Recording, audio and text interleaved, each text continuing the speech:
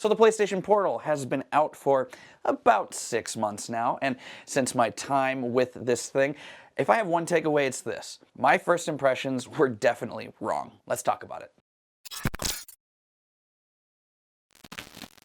I think it's pretty safe to say right now that we're entering a sort of renaissance when it comes to cloud gaming and game streaming in general. Whether you're streaming Dying Light 2 on your Switch or playing your Xbox with your Steam Deck, no matter what your preferred device is, there's a way for everybody to game without needing to feel tethered to their couch and TV. There's something out there for everybody. And this little something is the PlayStation Portal, and for the last 6 months, it's honestly probably been my main way that I've been playing my PS5. Now, I'm not gonna lie, initially I thought the idea of the PlayStation Portal was pretty stupid. I mean, why would I spend $200 on a PlayStation Portal, assuming I could even get my hands on one at the time, when something like the Backbone paired with my phone would literally cost a fraction of the price? Honestly, there's still a reason why I would recommend the Backbone over the PlayStation Portal, but we'll get to that in a second. I do want to talk about why I prefer personally to play on the PlayStation Portal a lot more than the Backbone, so let's talk about it. Okay, so the main undeniable benefit of the Portal compared to the Backbone is obviously the controller. I mean, across the board, it's superior in every way, and I don't think that's a shock to anybody. Having the haptics and the adaptive triggers that you would get from a regular DualSense is obviously superior to the more bare bones, no pun intended, Switch-like controller of the Backbone. And I mean, ergonomically speaking, this thing is just fantastic. And while making this video and just kind of giving it a little more thought, I think, at least ergonomically speaking, in terms of comfortability, this is definitely my favorite handheld. It's inevitable that the Switch will always make my hands cramp, and the Steam Deck, while nice, always tends to make a portion of my hand fall asleep after playing it for a little while. And I'm guessing that has something more to do with the weight. And with the Portal being much lighter weight than the Steam Deck, paired that with its already great ergonomics in the hand, yeah, it's the most comfortable of all the handhelds that I have personally used. And I can play this thing for long, extended periods of time. I can drain the battery on this thing and my hands will still feel fine. I'd say the screen on the PlayStation Portal is probably the next big thing that I really like. It's a solid screen, it's no OLED by any means, but the panel is solid and offers good contrast and brightness levels. For me though, it's the size that does it. Yeah, baby! Yeah.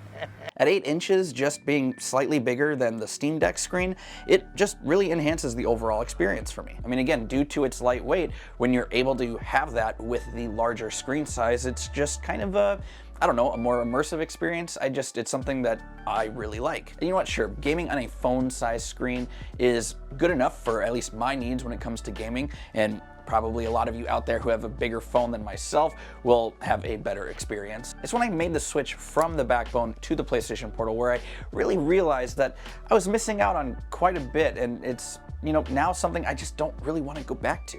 When talking about the PlayStation Portal, in my opinion, one of the more underlooked perks of it is the ease of use and its more streamlined experience. So I've already said that I've used the Backbone before, but if you've been following this channel for a while, you will know that I actually started streaming my PlayStation 5 using my Steam Deck. Using Chiaki on the Steam Deck, that's how I got my introduction to streaming from my PS5. However, after using Chiaki on the Steam Deck for a few months, it really started to become unstable for me. I'm not sure why this became the case for me, as when I initially got Chiaki running on my Steam Deck, everything was great.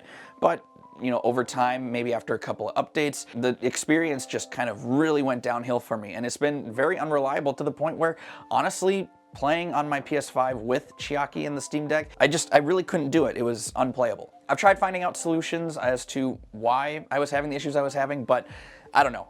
Reddit seems to suggest that a lot of people have zero problems with Chiaki and streaming PS5 with the Steam Deck, and a lot of other people seem to have my exact experience. So, you know, it's not something I really want to rely on, and so using even the Backbone or the Portal has just been a much better experience. Now, when it comes to comparing the overall experience using the Backbone versus the Portal, they're both fine, they're both great. I will give the advantage to the Portal, however, just because it sounds silly, I admit it, but that little extra step of taking your phone and just connecting it to the Portal itself is, you know, it's just a little bit of an extra step, and then having to open the app and get into that process. It's just that little extra bit of time that can make it, I don't know, I don't want to say cumbersome, but it just adds a little extra step that I can skip with the Portal. And not to mention, you know, I don't really like to have to rely on my phone for absolutely everything. It's nice to have something dedicated just for gaming. And using the Portal is super slick. Once you set it up with your PS5 for the first time, which is a very easy process, starting it up is quick and easy. Simply turn on the Portal, hit the PlayStation button when prompted, and then hit the cross button when it says play, and you're good to go. So there's a lot to like about the Portal, but I would be lying if I said there weren't a few really glaring issues with this thing that even after 6 months still hasn't been resolved. My first biggest gripe is the lack of Bluetooth support. If you want to use wireless headphones or earbuds, you need ones that support Sony's proprietary link technology. Sony claims it's due to the fact that Bluetooth audio latency is pretty subpar when it comes to streaming games. And you know what? There is some truth to that. There is a noticeable audio latency when you're streaming games and using Bluetooth headphones. However, my issue is more to the fact that Bluetooth just isn't supported at all on the Portal. When I was primarily using the backbone, I would use my Galaxy Buds, and yeah, there was a slight delay, a noticeable audio delay when using those, but being able to use my daily driver earbuds is kind of a nice thing, and it's a big deal for me, and I would probably prefer to just use that and deal with the slight audio latency on the Portal if it were supported than having to spend $200 or more on link-supported headphones. Now, to Sony's credit, they do include a headphone jack so that you can use a wired set of headphones if you wish. I often like to play my Portal at night when my wife is sleeping next to me, and honestly, while the speakers on the Portal are great, the lowest volume setting is still a tad too loud for my liking, and yeah, again, just being able to use my earbuds at night would be a great thing. Another really big issue that has yet to be fixed is the fact that this doesn't have any sort of internet browser support. Now, I don't mean I want to be able to like browse on Google Chrome while I'm on the Portal. The issue comes with the fact that if I'm out in a public place that has a public Wi-Fi, and it makes you do that whole sign-in thing or accept their terms and conditions, you can't use their Wi-Fi. This is honestly kind of a big deal, I feel like, because every hotel that I've ever stayed at has had this requirement. So if I'm, say, at an airport or I'm on this big trip, it wouldn't make sense to bring the Portal. I mean, in fact, just a handful of months ago, we took our kids to Legoland in Florida, and while we were staying at that hotel, it required us to sign in order to use their Wi-Fi. And fortunately, at the time, I was using the backbone, so because my phone has internet browsers on it, I can sign into the Wi-Fi just fine and stream my PS5 and play that whenever we're at the hotel. With the Portal, I wouldn't be able to do that. And a device solely based on streaming your PS5, it seems just like a really poor decision not to have that. Also online, there's a ton of people that say, oh, just use a hotspot, just use a hotspot. Honestly, I've tried using a hotspot with my phone, and it's ass. It doesn't work. I mean, maybe some of you out there might have really good luck with using your own hotspots with the PS Portal, but no, everyone that I've ever talked to has had horrible experiences using a 5G hotspot, and myself included. Wi-Fi is just an absolute necessity with the PlayStation Portal.